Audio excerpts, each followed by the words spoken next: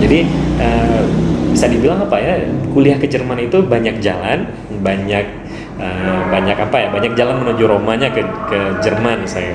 Cuman yang menjadi kendala, hampir sebagian besar kendalanya hanya satu, bahasa Jerman. Nah itu memang yang menjadi kendala. Kenapa? Karena biasanya kalau yang research center, hampir semua informasinya itu dalam bahasa Jerman. Beda sama universitas. Kalau universitas biasanya mereka memberikan informasi dalam bahasa Inggris.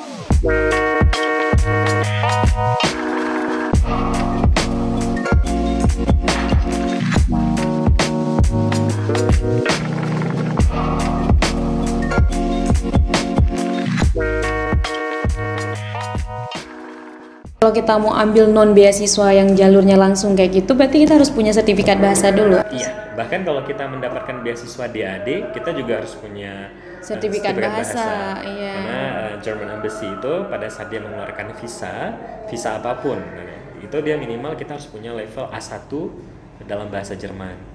Jadi kalau kita nggak punya level A1, kita nggak bisa apply, kecuali untuk jalan-jalan. Kalau turis visa, itu nggak masalah. Tapi kalau misalnya kita mau ke Jerman, misalnya mau bekerja, kalau bekerja di Jerman kan nggak mesti harus bekerja yang serius. Ada di sana tuh namanya au pair. Au pair itu apa ya? Seperti kita bekerja di rumah orang, misalnya gitu, mengurus rumah segala macam. Tapi di sana yang bersamaan kita bisa sekolah juga, misalnya gitu. Digaji sama pemerintah. Digaji sama yang si pemilik rumah. Gitu. Oh. Jadi kalau kita istilahnya di sini seperti pembantu sebenarnya, tapi di sana enggak, karena pembantu di sana kita kerjaannya hanya menjaga anak sama membersihkan rumah, dan hanya mulai dari jam 8 sampai jam 3 misalnya. Tapi kita tinggal di rumah itu. Nah di luar itu mereka nggak bisa ganggu kita gitu. Maksudnya misal tolonglah nanti malam ini gini, nggak boleh, karena jam kerjanya tetap jam 9 sampai jam 3 sore misalnya. Di luar jam kerja itu kita adalah free person misalnya gitu. Jadi kalau kita mau kuliah, kalau kita mau jalan-jalan ya jalan-jalan misalnya gitu. Tapi kita dapat fasilitas tinggal di situ, digaji di situ, dan kita boleh. Dan itu apply juga. Kita apply juga. Nah jadi untuk level yang dalam tanda kutip kita stay di Jerman, level bahasa itu aja A1.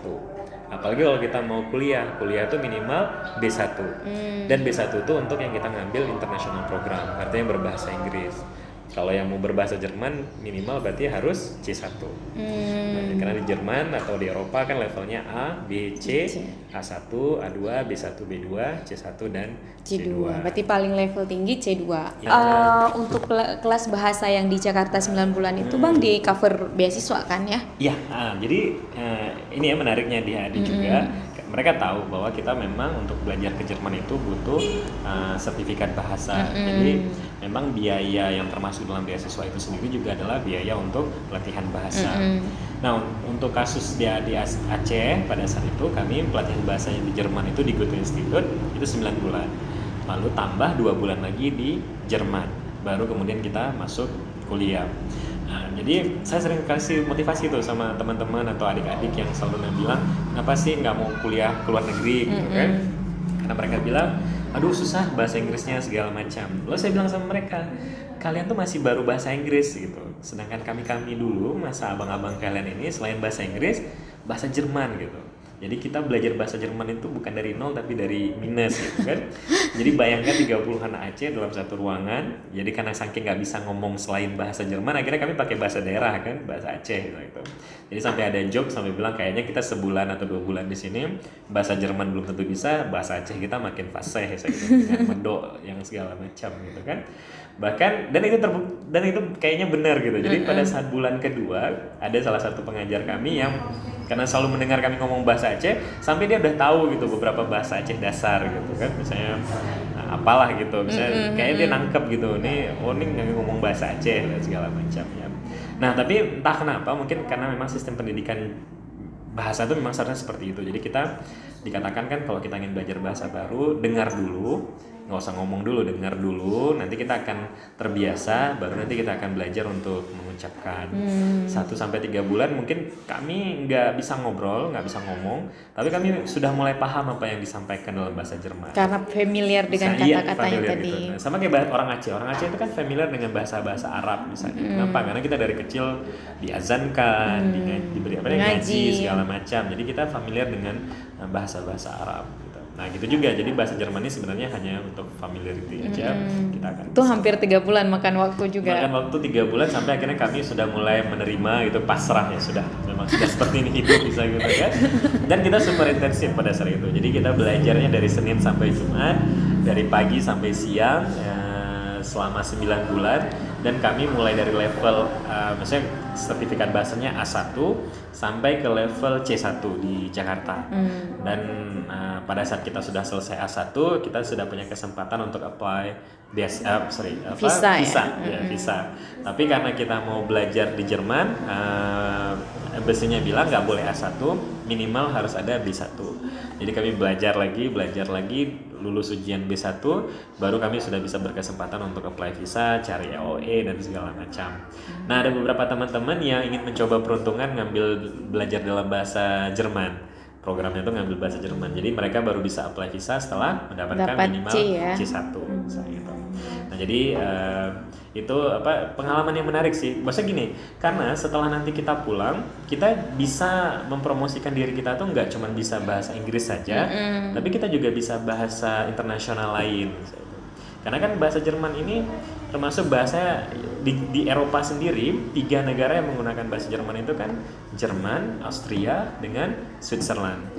Jadi 3 negara ini bahasa negaranya itu, bahasa resmi negaranya itu adalah bahasa Jerman yang sama dengan negara Jerman. Iya, jadi artinya kita kalau bekerja di 3 negara ini berarti sudah aman. Belum lagi nanti di luar itu Jerman juga termasuk bahasa PBB gitu. Dan produk-produk Jerman kan sudah banyak sekali.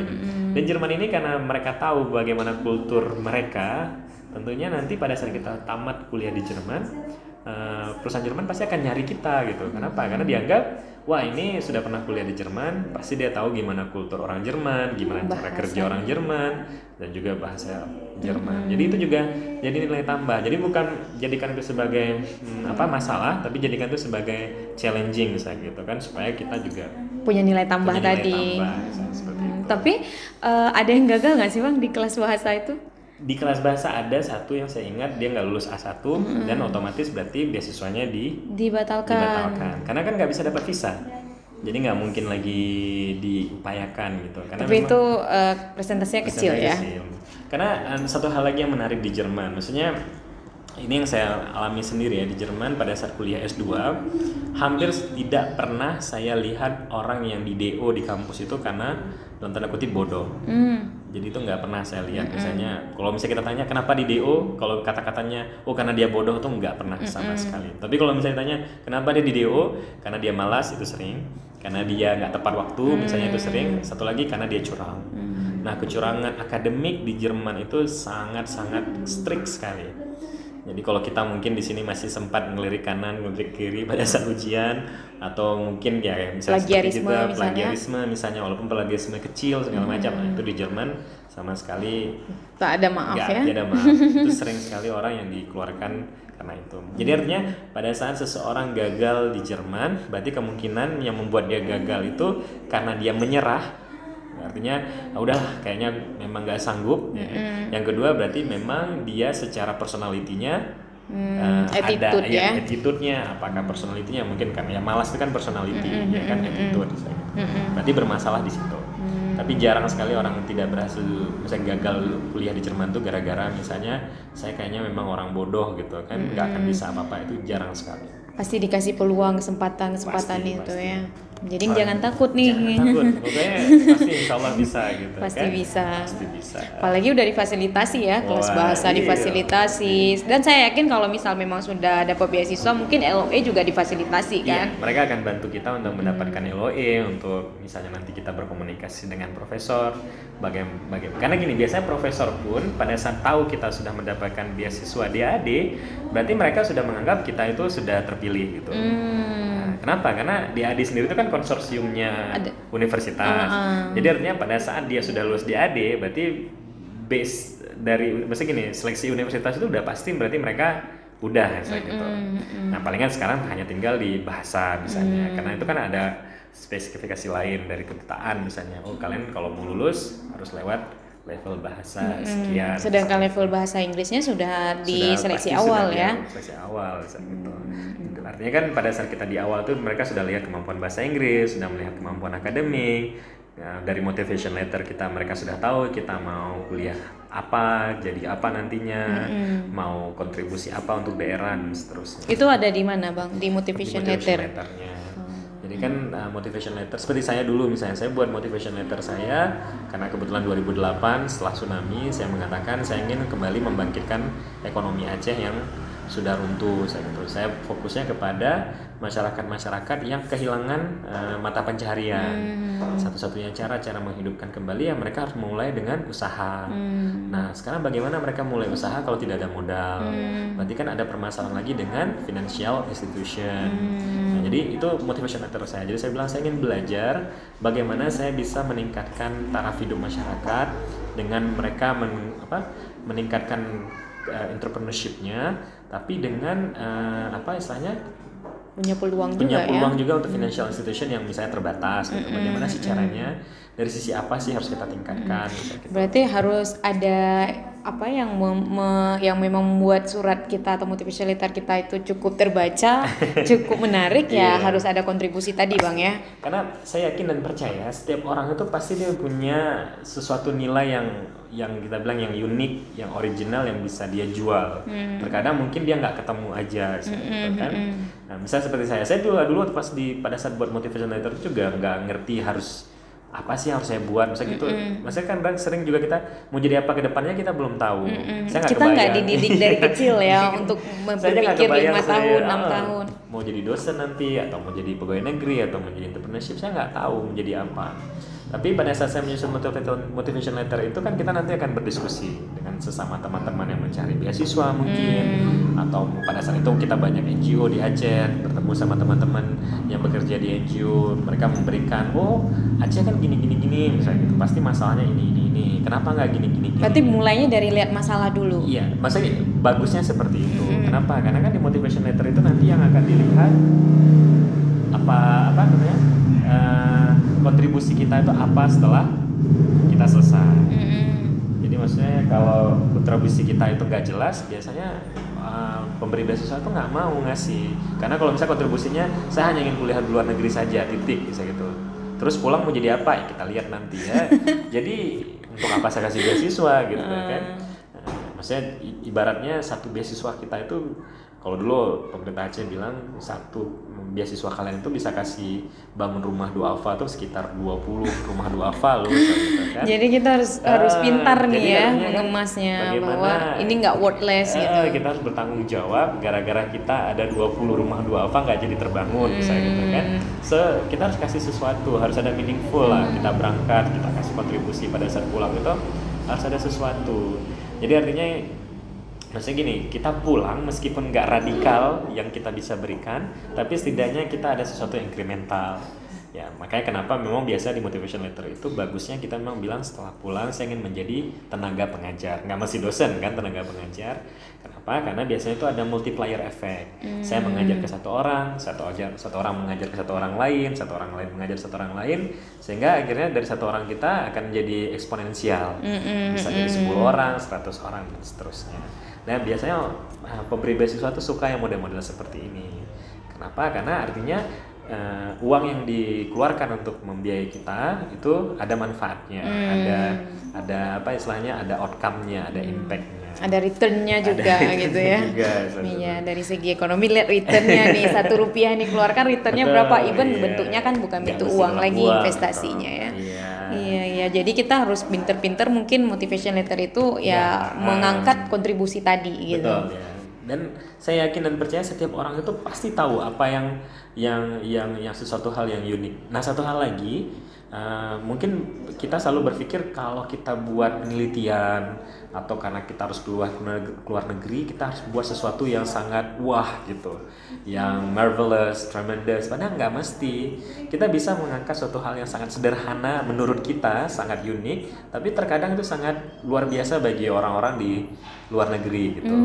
Kenapa? Karena pada dasarnya mereka juga ingin tahu loh kita, gitu. dia pengen tahu Aceh itu gimana, Indonesia itu gimana. So uniqueness important di sini ya. Iya, apa istilahnya? Something different atau something yang benar-benar ada gitu. di sini ya. Iya. Jadi maksudnya gimana ya? Seperti misalnya mereka pengen tahu memang di Aceh itu gimana sih setelah tsunami. Mereka nggak akan mungkin datang ke Aceh, artinya mengambil data, karena kenapa ya? Pasti negara nggak akan mengizinkan hal seperti itu. Jadi caranya gimana? Ya melalui kita akan menjadi duta dari Aceh ke sana, menyampaikan apa sih yang terjadi di Aceh gitu. Nah, jadi sebenarnya kita itu diminta seperti itu. Jadi nggak mesti harus yang saya harus buat penelitian tentang nuklir misalnya gitu. Yang bisa berdampak. Iya, jadi saya harus menemukan hal yang belum pernah ditemukan, nggak perlu. Nggak mesti harus seperti itu maksudnya. Walaupun mungkin itu perlu, tapi nggak mesti harus sebesar itu. Kita bisa mulai dengan yang paling sederhana. Ya mungkin sebelumnya kita pernah cerita-cerita ya, ada teman yang kuliah di Belanda, bahkan meneliti tentang fungsi klakson misalnya gitu ya kan. Di luar negeri tentunya klakson itu sangat annoying gitu, tapi ternyata di Aceh khususnya klakson itu malah bentuk salam misalnya gitu kan. Klakson, ya, assalamualaikum misalnya gitu. Jadi bagaimana sesuatu hal yang unik seperti itu, yang bahkan itu akan membuat kita lebih mudah diterima oleh profesor, karena mereka nggak pernah tahu ternyata fenomena di sebuah negara atau sebuah tempat itu seperti ini. Kita bisa angkat itu ya. Bisa kita angkat seperti itu. Oke Bang, mungkin udah jauh juga ini, kita udah mau nyampe Jerman ini ya. 9 bulan kelas bahasa, dapat sertifikat, apply visa, dan kemudian apply LOA juga segala macam, udah lengkap. So go to Jerman. Gimana nih dengan kota Jermannya dan juga kuliahnya gimana? Iya. Jadi saya teringat kali kita 2010 maaf ya. Kita terima beasiswa di 2008 akhir, 2008 sampai 2009 kita di Jakarta, lalu di 2010 kita berangkat ke Jerman. Begitu sampai di Jerman gitu, kalau nggak salah pertengahan tahun, sekitar bulan Agustus, kami pelatihan bahasa Jerman lagi di Jerman. Di Jerman, di sebuah kota namanya Marburg, nggak jauh dari Frankfurt. Nah, kami tiba di sana, alhamdulillah di bulan puasa. Saya teringat kali itu puasa hari kedua. Jadi kebayang, istilah gitu, baru nyampe kita di bulan puasa, dan begitu tahu ternyata di sana musim panas. Jadi kami datang itu di puncak musim panas, karena Agustus kan, dan kami tanya jam berapa sampai jam berapa gitu kan.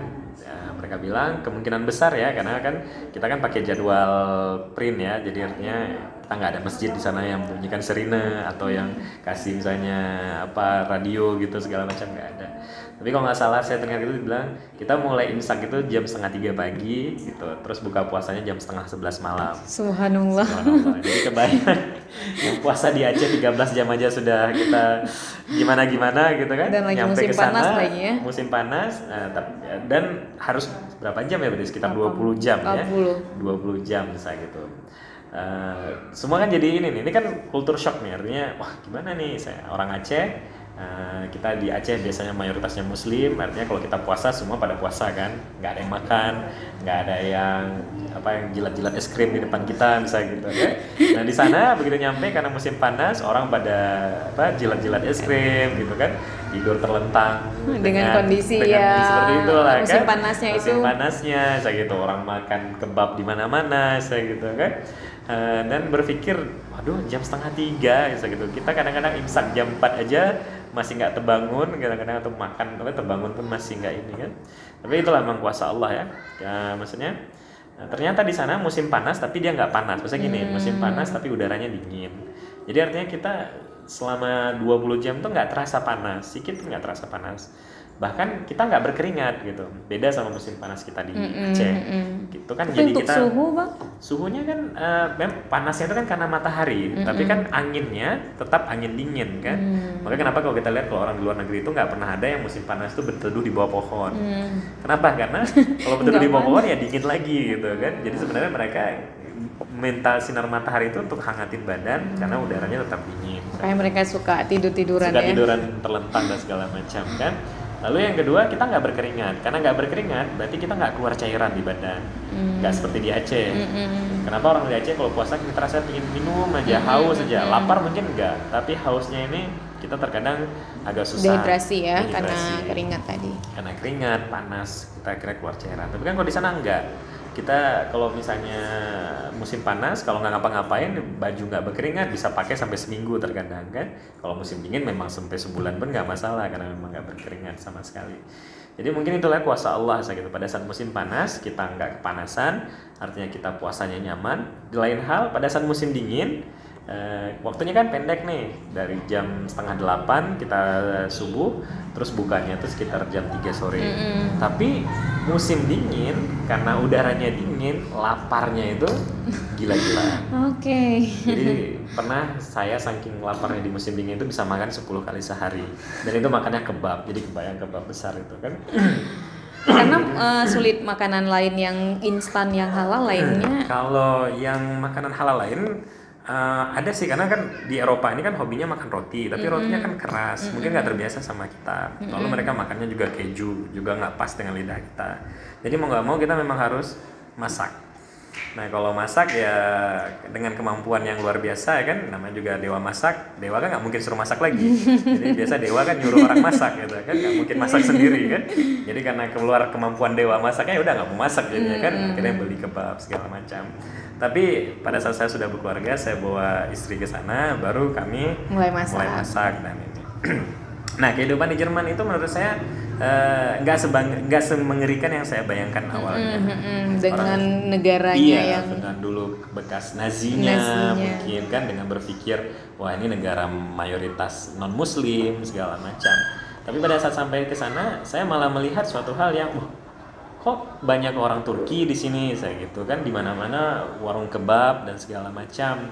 Terakhir saya mempelajari sejarah, ternyata dulu pada saat setelah Jerman kalah perang, ya, sampai akhirnya terpecah dua, ada Jerman Barat dan Jerman Timur, lalu bergabung kembali.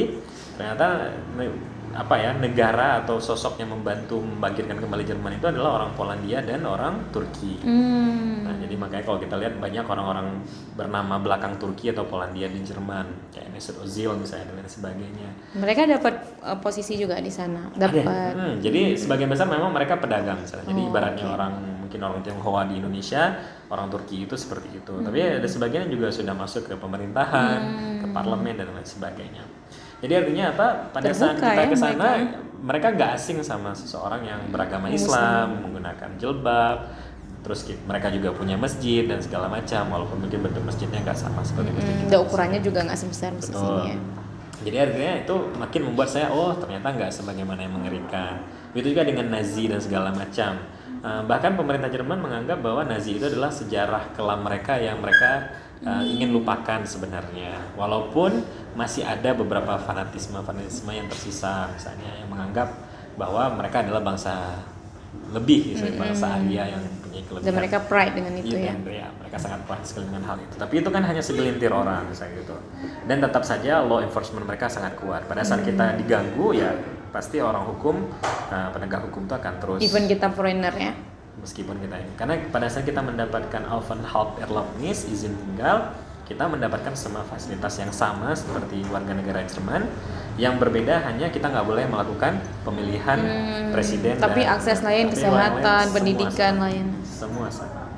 Jadi artinya pada saat saya di sana juga istri saya hamil, saya mendapatkan fasilitas untuk keluarga hamil, pelayanan kesehatannya, pemeriksaan kesehatan segala macam. Bahkan kalau seandainya istri saya melahirkan di sana, mungkin kami akan mendapatkan semua fasilitas juga untuk anak kami, seperti misalnya Kindergeld, saya uang bantuan untuk anak, termasuk juga Wohnungsgeld, uang untuk menyewa tempat tinggal. Saya katakan kalau kita udah punya anak, kita harus pindah ke rumah yang lebih besar misalnya. Dan mereka semua akan membantu hal itu sebagaimana juga mereka membantu warga mereka sendiri. Nah itu yang menariknya. Apa mungkin karena seorang kita lagi kuliah gitu, lagi belajar di sana, atau orang kerja gitu juga diposisikan? Keuntungan orang kuliah satu memang ada, jadi artinya kita seperti mendapatkan diskon misalnya, yang mungkin nggak akan didapatkan dengan orang yang tidak non pelajar. Yang kedua, kalau kita pelajar kita bisa dapat seluruh akses pendidikan free misalnya, yang belum tentu orang pekerja bisa dapat misalnya. Ya seperti misalnya kita menonton bukan konser di sana, nonton opera misalnya, opera house, kita pergi nonton, kita dapat diskon karena dianggap kita mempelajari dengan budaya. Kita punya kartu itu tadi, kartu mahasiswa. Betul. Nah, habis itu yang menarik lagi kalau di Jerman yang saya lihat itu kan kita udah belajar sistem pendidikan di Jerman tadi. Yang kedua, Jerman itu seluruh sistem pendidikannya itu di semua negara itu sama. Maksudnya apa? Maksudnya kita kalau kuliah di Jerman tuh nggak mesti harus ke kota besar. Karena kan cenderungnya kita kalau di Indonesia misalnya mau kuliah Jakarta harus ke lebih bagus. Jakarta atau kemana. Nah kalau di Jerman nggak mesti seperti itu. Kenapa? Karena semua layanan pendidikannya sama. Makanya kenapa kalau orang lulusan Jerman itu kan nggak pernah ditanya lulusan Jerman di universitas mana gitu. Beda mungkin sama yang lulusan Amerika yang akan ditanya mau dari mana, Harvard, Yale dan sebagainya. Tapi kalau dari Jerman nggak pernah ditanya. Kenapa? Menarik ya. Maaf ya. Sebenarnya terlalu banyak ngomong saya jadi keselak jadi. Minum dulu. Oh iya bisa minum dulu, asik nih. Mungkin dari segi ini kali ya kesuksesan pemerintah juga menyetarakan dari kualitas. Jadi, seperti misalnya saya lihat bagaimana sih topografi pemerintahan di Jerman. Di Jerman itu kota besar sama kota kecil fasilitasnya sama. Jadi artinya misalnya kalau kita pergi ke Montasik misalnya gitu kan, atau daerah-daerah lain, di sana juga ada mall, di sana ada kantor pemerintahan, di sana ada theme parknya, di sana juga ada pusat perbelanjaan, di sana juga ada universitas. Jadi bukan hanya dari segi pendidikan yang setara, tapi fasilitas lain juga. Betul. Jadi artinya orang nggak berlomba-lomba, oh saya harus pergi ke Berlin karena itu ibu kota, atau saya harus pergi ke Bonn, saya harus pergi ke Frankfurt karena itu kota besar, enggak. Tapi mungkin berbeda dengan orang yang ingin bekerja. Tentu kalau orang ingin bekerja ya headquarter atau kantor-kantor mungkin ada di beberapa kota-kota besar. Tapi kalau kita berbicara fasilitas standar, baik kesehatan, pendidikan, layanan sosial, itu hampir di semua wilayah di Jerman itu sama. Nah, jadi artinya kalau orang sakit, kalau dirujuk ke kota besar, itu berarti kemungkinannya hanya dua. Yang pertama, fasilitas di kota besar secara peralatannya itu lebih bagus. Yang kedua, berarti karena di sini nggak mungkin lagi, baik secara kapasitas mungkin atau secara kualitasnya mungkin. Tapi kalau misalnya nggak dirujuk, berarti mereka memang sama bagusnya. Kalau kita kan nggak, kalau kita bisa sakit di sini puskesmas, pokoknya besok harus ke rumah sakit, misalnya gitu kan? Karena merasa kayaknya di puskesmas saya nggak akan dapat pelayanan yang sama gitu. Dengan jadi makanya kenapa kalau orang kuliah di Jerman nggak akan pernah tanya lulusan mana, di sini dan segala macam, semua akan sama. Dan jadi kalau kita lihat, wah Jerman ini menurut saya asik untuk dipelajari karena semuanya itu mulai dari yang bidangnya teknik sampai yang bidangnya sosial semuanya. So welcome to Jerman. Dan silakan cari informasi beasiswa yang saya pikir cukup lengkap tadi ya dan cukup terstruktur. Ada tambahan trik ya. Mungkin yang terakhir Bang Dinaru boleh cerita sedikit kira-kira value apa nih yang bisa kita tingkatkan dari diri biar dapat scholarship-nya. Oke, ya. Kalau tips dan trik yang pertama Yang pertama kalau misalnya saya mau bilang jangan takut dengan bahasa itu dulu. Saya sering sekali memotivasi kepada teman-teman saya, bahasa itu adalah alat komunikasi. Seperti saya orang akuntansi, orang ekonomi, kuliah ke Jerman. Yang saya pelajari kan bukan bahasa Jerman atau bahasa Inggrisnya, tapi yang saya pelajari adalah ilmu ekonominya gitu. Sedangkan bahasa Inggris atau bahasa Jerman itu adalah alat kita untuk berkomunikasi. Berbeda mungkin dengan teman-teman yang memang jurusannya adalah bahasa Inggris atau bahasa Jerman. Tentu mereka memang harus sangat pakar dalam bahasa, baru mereka pergi ke Jerman. Tapi sedangkan bagi kita hanya cukup sekedar bisa membaca jurnal, bisa berkomunikasi, bisa menulis saintifik, cukup. Selebihnya kita nggak perlu terlalu takut dengan yang namanya bahasa. Jadi artinya gini, pertama yakinkan diri dulu bahwa jangan jadikan bahasa sebagai penghalang kita untuk keluar negeri. Itu yang pertama. Yang kedua, kita harus memastikan dulu fokus kita mau belajar keluar negeri itu untuk apa. Itu. Maksudnya gini, kalau saya menganggap ilmu itu adalah universal. Ilmu itu di mana saja sama bagusnya. Ya kan, yang membedakan, bahkan yang membuat ilmu itu lebih bagus itu sebenarnya kitanya, ya kan? Jadi artinya apa? Sehebat apapun kita, kalau misalnya kita nggak serius mengejar ilmu, walaupun kita keluar negeri ya tetap jadinya ya nol juga gitu. Tapi bagi orang yang memang serius mengejar ilmu, nggak mesti harus keluar negeri, dia akan menjadi seseorang, misalnya gitu. Jadi artinya pada saat kita mau ke Jerman atau mau keluar negeri atau kemanapun, tetapkan dulu fokus kita mau ngapain. Dan itu harus bisa dinarasikan kali dan Bang, itu ya harus bisa gitu. Masa gini loh, misalnya beasiswa kuliah ke luar negeri itu penting, tapi bagi beberapa orang misalnya menjaga keluarga lebih penting, misalnya menjaga orang tua atau jaga gitu, juga sama pentingnya dengan menuntut ilmu sampai ke luar negeri. Nah, jadi sehingga nanti pada saat kita sudah menetapkan fokus, kita baru bisa membuat nanti apa yang ingin saya lakukan setelah pulang ini, saya akan menjadi apa, kontribusi saya setelah saya keluar negeri itu ngapain, sampai nanti setelah ini saya akan pulang bekerja sebagai apa. Dan itu semua nanti kita harus narasikan di dalam motivation letter kita. Nah, yang ketiga,